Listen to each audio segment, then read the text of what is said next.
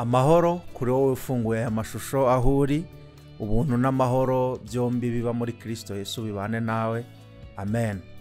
Bibiliya iravuga muri Matayo ibice 27 ku murongo wa 51, umutwe w'amagambo uravuga ngo ibitangaza byabaye Yesu amaze gutanga. Icyambere, umwenda ukingiriza ahera cyane h'urusengero utabukamo kabiri, utangirira hejuru ugeza hasi, isi iratigita, ibitare birameneka, ibituro birakinguka, intumbi nyinshi z'abera bari barasinziriye zirazurwa. Ngiye kuvuga gatoya cyangwa se umwanya tugiye kumarana, ndaba ndi kuvuga ku kamaro cyangwa se ku gaciro k'amaraso ya Kristo cyangwa se icyo byamariye abantu. Byari kugira imbaraga nyinshi cyane zisumbyeho iyo buriya nza kuba ndi kuvugana n'umuntu wabayeho muri ibyo bihe byombi, ngabe yarabayeho mu gihe cya mbere yuko Kristo apfa akanazuka, noneho akanasogongeraho gatoya nyuma yaho, abona ukuntu ibihe byahindutse. Mbere yuko Kristo ajya ku musaraba agapfa ndetse akazuka, hari ibintu byinshi byabaye ndetse byagize n'umumaro ubwabyo, nko ku buhanuzi bwamuhanuraga bwatangaga ibyiringiro ku bantu yuko nubwo bari kubaho mu buzima bugoye, nubwo bari kubaho mu bihe bibabaje, ariko ko hari ibyiringiro yuko hari umucunguzi uzaza mu isi agacungura abari muri icyo gihe, ndetse nabo basinziriye bizera Imana ku bw'amategeko y'icyo gihe yariho ko yari buzabakize. Muribuka nk'amagambo Dawidi yavugaga avuga ngo umwami wanjye ntiyakundiye ko ubugingo bwanjye buguma muri rwa rwobo. Aho yavugaga ku byiringiro byo kuzaboneka k'umwami Kristo. Ikindi, no kugera mu mubiri akaza gusa mu isi avutse, hari ibitangaza nabwo byabaye, ataranapfa rwose, ataranazuka. Harimo nk'uko babaraga ibihe byahindutse, byaheraga hejuru bimanuka bikagera hasi kuri rimwe, ariko umwami amaze kuboneka ibihe byarahindutse, noneho babara bahereye kuri rimwe bazamuka bajya hejuru.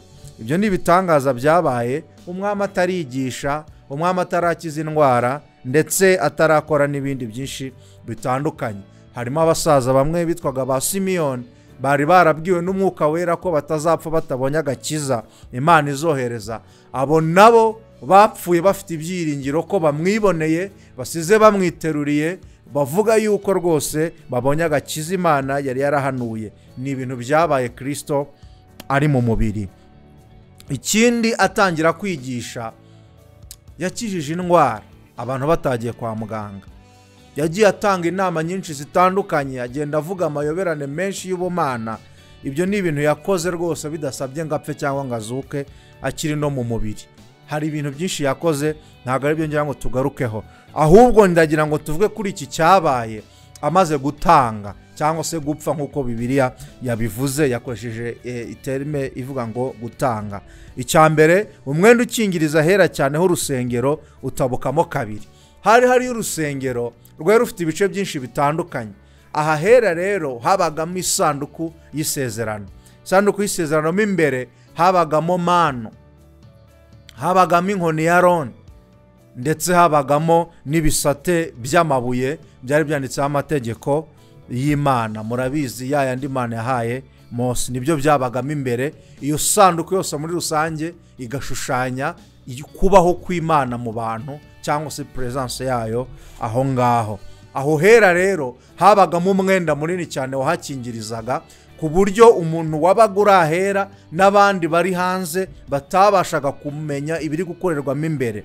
Ni ukuvuga ngo uwo mwenda rero gutabukamo kabiri byari bivuze yuko noneho umuntu wahuzaga abantu n'Imana atagikenewe, ahubwo k'umurimo Kristo akoze ari wo ubaye inzira cyangwa ikiraro cyo guhuza umuntu n'aho hera, cyangwa se niba navuga kuhamutuza, ahubwo mbisobanuye neza. Ni ukuvuga ngo mu gihe cya Kristo aricyo turimo, ntago habaho umuntu hagati ya Kristo n'umuntu, ahubwo hagiyemo igitambo gituma umuririmbyi avuga ngo Uwiteka umucamanza, ngo iyo mbonye hayo maraso ntago anyita umukiranutsi, ntago ancira urubanza rubi. ntago uwo muririmbyi yavuze ngo Uwiteka ngo iyo mbonanye n'umushumba wanjye iyo mbonanye n'umubyeyi wanjye oya iyo mbonyeho ayo maraso ni ukuvuga ngo hagati y'aho hera ndetse n'umuntu ntago hagumyemo umwenda cyangwa ngo hajyemo umuntu, hajemo igitambo cya Kristo kimura umuntu akaba umwana w'Imana. Ni ukuvuga ngo ikindi kintu cyabaye kubw'amaraso ya Kristo nuko bitashobokaga ko umuntu aba umwana w'Imana mu gihe cy'abahanuzi, abami n'abatambyi. Abantu bari abantu b'Imana kuko nabo abo bakoraga uwo murimo bari abagaragu b'Uwiteka, bari abantu b'Imana. Izo mvugo bayiriya bajyaga bazikoresha ngo niba ndi umuntu w'Imana haba iki n'iki, bivuga ngo ntabwo umuntu ukuyoboye yaba umuntu w'Imana ngo wowe ayoboye ube umwana w'Imana, ntibyari bubeho. Ni inzaduka byabayeho ari uko Kristo apfuye ndetse azutse nibwo byashobokaga ko umuntu aba umwana w'Imana. Ndetse n'abo babanaga mu gihe yari ariho mu mubiri yabitaga inshuti, avuga ngo sinkibita abagaragu, ariko ntabwo yabise abana b'Imana atarajya ku musaraba, kuko icyari kubagira abana b'Imana cyari kitaraboneka. Bimwe rero mu bitangaza byabaye cyane ndetse kinakomeye ni ukuba umwenda ukingiriza ahera h'urusengero waratamutsemo kabiri. Bivuga ngo umuntu wese aremerewe, yaba ushoboye yaba udashoboye, yaba ukomeye yaba udakomeye, yaba uwize yaba utarize, yaba ufite uruhu rwera cyangwa rwirabura, umuntu wese yemerewe gusabana n'Imana kubw'icyo gitambo cy'amaraso ya Kristo. Ni kimwe mu bitangaza bikomeye byabaye kubw'amaraso ya Kristo ataranazuka rwose. Ibyo byarabaye. Icya kabiri navuga yatwimuye cyangwa yatumye tuba abana b'Imana, tuva mu kuba abantu b'isi cyangwa aba Satani. Bibiliya avuga mu Baheburayo ibice 2 ku murongo wa 14 ngo nuko rero nk'uko abana bahuje umubiri n'amaraso niko nawe ubwe yahuje ibyo nabo, kugira ngo urupfu rwe aruhinduze ubusa ufite ubutware bw'urupfu ari we Satani, abone uko abatura abahoze mu bubata bwo gutinya urupfu mu kubaho kwabo kose. Umuntu wa Satani niwe utinya urupfu, ariko ufite Kristo na Kristo amufite ni ibintu bibiri byabaye. Ubundi turi muri we, Kristo turi muri we, ariko kandi Kristo ari muri twe nka Emmanuel. Mu gihe cya kera rero ntibyari bushoboka, cyangwa mu gihe cy'isezerano rya kera. Hari igihe tuvuga agaciro kacu nk'abantu bari muri Kristo, kandi koko nibyo, ariko tukirengagiza n'agaciro ka Kristo noneho uri muri twebwe. Nuvuga ngo ni ibice bibiri, cyangwa undi akavuga Kristo uri muri twe ariko akirengagiza ko natwe turi muri we. Hari ibintu rero biduha kuba turi muri Kristo Yesu. Icya mbere, kuba dufite ubugingo bw'iteka. Ibyo ngibyo tubibaho kuko turi muri Kristo, kuko aho ari ntihaba urupfu, ntihaba ibyago, ntihaba kurimbuka. Iyo usomye igitabo cy'Abefeso igice cya 2 ku murongo wa 4, wa 5, wa 6, tuzurana nawe, twicaranya nawe. Nuvuga ngo aho Kristo ari turi muri we, ntiharimo kurimbuka. Rero ni ukuvuga ngo niba uri muri Kristo Yesu, impanda ivuze uyu munsi wataha rwose, impanda ivuze ejo wataha rwose, uri muri Kristo Yesu. Hanyuma rero kuba we aturimo bivuze iki? Ni Imana igenda mu mubiri, iriho mu mubiri kandi ikora ibikorwa by'ubumana ariko mu buryo bw'umubiri. Ndetse rya sengesho ryo kuvuga ngo ubwami bw'Imana buze ryuzuriye kuba Imana nk'umwami yaratuye muri twe akemera kugendana natwe. Ni ibintu bibiri rero, Imana iri muri twe ariko natwe turi muri yo. Kuba turi muri yo hari ibiba, no kubiri muri twe kandi hari ibiba. Ntabwo ibyo bice bibiri twabyirengagiza. Mbere rero yuko igitambo cya Kristo kiboneka, ntibyari bikunde ko tuba mu Mana, kuko twari abanyabyaha kandi Imana ntikorana n'icyaha. Ndetse no kuba yo yaba muri twebwe, hari ahantu runaka yashakirwaga, haba ku musozi, haba mu rusengero nk'aha tuvuze, ariko gushakira Imana mu muntu ntibyari bikunde. Niyo mpamvu umwuka yajyaga aza ku muntu rimwe na rimwe kubw'impamvu runaka, misiyo yarangira umwuka akongera akagenda. Ariko ubu umwuka ntago aturana natwe, ahubwo atura muri twebwe. Nzatura muri mwe, nzaba muri mwe, nzaba Imana yanyu, muzaba ubwoko bwanjye. ibyo ni ibintu bikomeye amaraso ya Kristo yakoze. Amaraso ya Kristo yadukuyeho ibyaha. Amaraso ya Kristo yadukuyeho ibyaha. Ngo nk'uko abana babiri bahuza amaraso, nawe ngo yivanze natwe kugira ngo urupfu rwa ruhinduze ubusa ufite ubutware bw'urupfu ari we Satani. Turi kwihuta. Ikindi kintu amaraso ya Kristo yakoze, yatumye tubabarirwa ibyaha, tuba abakiranutsi. Haleluya. Yatumye tubabarirwa ibyaha, tuba abakiranutsi. Iyo dusomye igitabo cy'Abaheburayo ibice 9:22, Bibiliya iravuga ngo kuko ukurikije amategeko ibintu hafi ya byose byezwa n'amaraso, kandi amaraso atavuye ntihabaho kubabarirwa ibyaha. Ndasubiramo iki cyanditswe.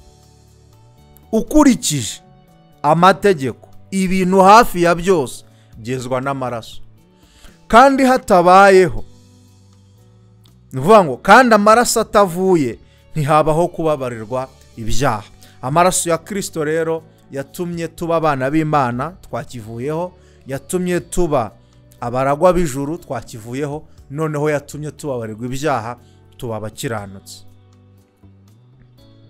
Ibi ngibi birakomeye kubyizera, kuko twigishijwe Imana yo mu isezerano rya kera, aho ibabarira umuntu ari uko hari icyo yakoze, aho umuntu aba umukiranutsi kubera aho yavutse, ndetse n'imico n'uburyo asenga n'uburyo atura n'uburyo abana na sosiyete. Ibyo nibyo bituma abantu bavuga ngo uriya muntu ni umukiranutsi, ariko ntabwo ari byo rwose.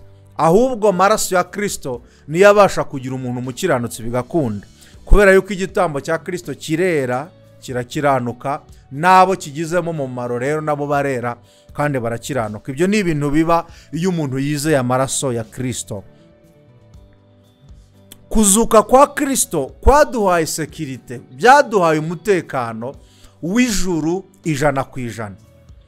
Ese amaraso ya Kristo yaviriye iki? Wowe iyo ubitekereje, hari ukuntu abantu benshi batwigisha bakavuga ngo nubyuka ugiye gutwara imodoka ngo banze uyitwikirize amaraso ya Kristo, cyangwa ukumva umuntu ari gusengera ibiryo aravuze ngo ibi biryo byezwe n'amaraso yawe. Bene data, kweri amaraso ya Kristo ntago yamenetse kugira ngo yeze ibiryo.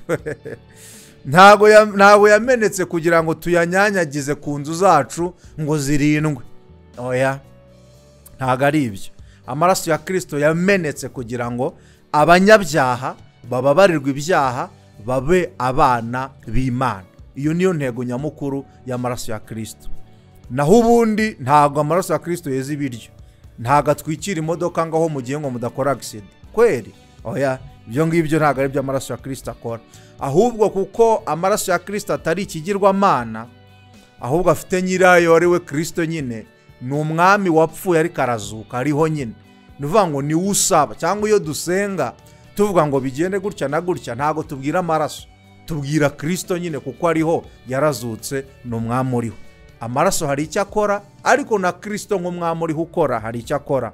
Nuvuga ngo Kristo ni umwami ufite ibyo akora, ariko n'amaraso ariho kugira ngo abafite ibyaha babashe kubabarirwa.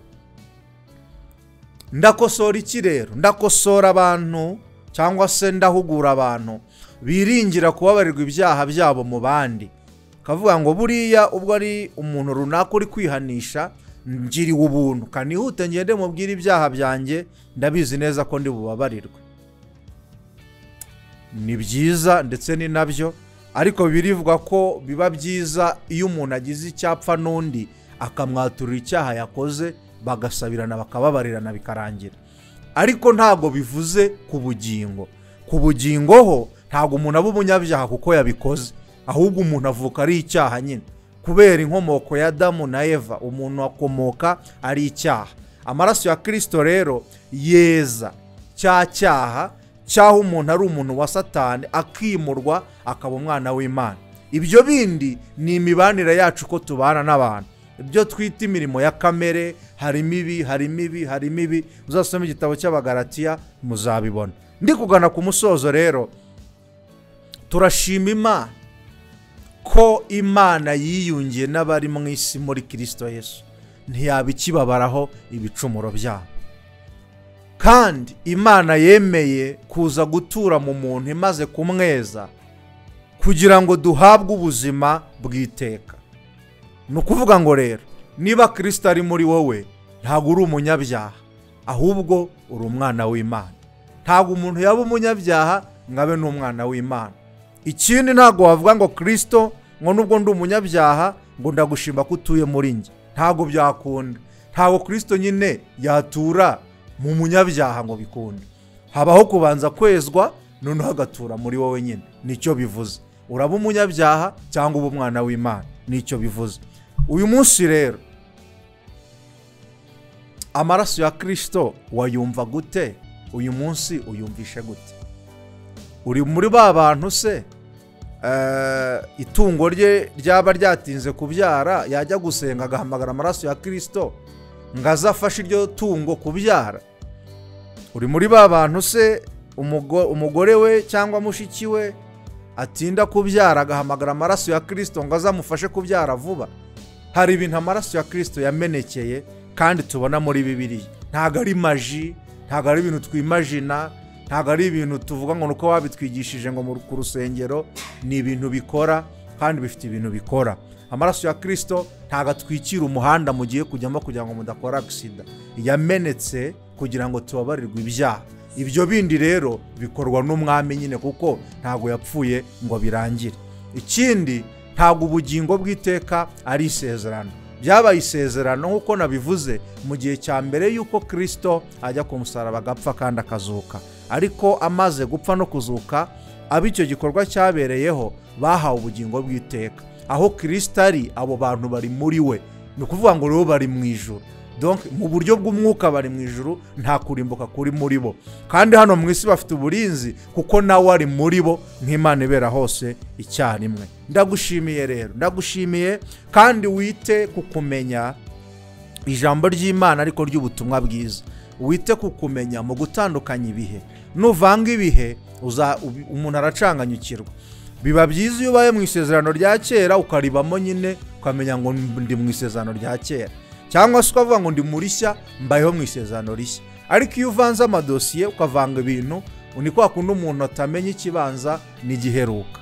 Amaraso ya Kristo tubonye ikintu yakoze. Si ibi gusa kwafata umwanya munini, ariko nkunyuremo muri make muri bimwe byabaye kubw'amaraso ya Kristo yamenetse ku bwacu kugira ngo tubabarirwe ibyaha. Murabizi ko no kwigaburo rya nyuma afite igikombe yaravuze ngo aya ni amaraso y'isezerano rishya agiye kumeneka ku bwa benshi kugira ngo babarirwe ibyaha. Ni ukuvuga ngo rero bimwe twayakoreshaga ntabwo ari byo mu by'ukuri yagenewe, ahubwo ugasanga uri kweza ibiryo byawe kandi we wanduye. Wowe injira muri iryo sezerano kubw'icyo gitambo cyabaye, uhabwe kuba umwana w'Imana. Ubugingo ubugire, ntubugire nk'isezerano cyangwa ngo Kristo naza gutwara itoro ngo nawe uzagenda. Aho ari niho uri kandi aho uri niho ari. Imana ikongerera umugisha, ikongerere kumenya, iguhishurire byinshi biruta ibyo mvuze, kandi nawe ibyo umenye bisangiza abandi. Imana iguhe umugisha. Urakoze. Shalom, shalom.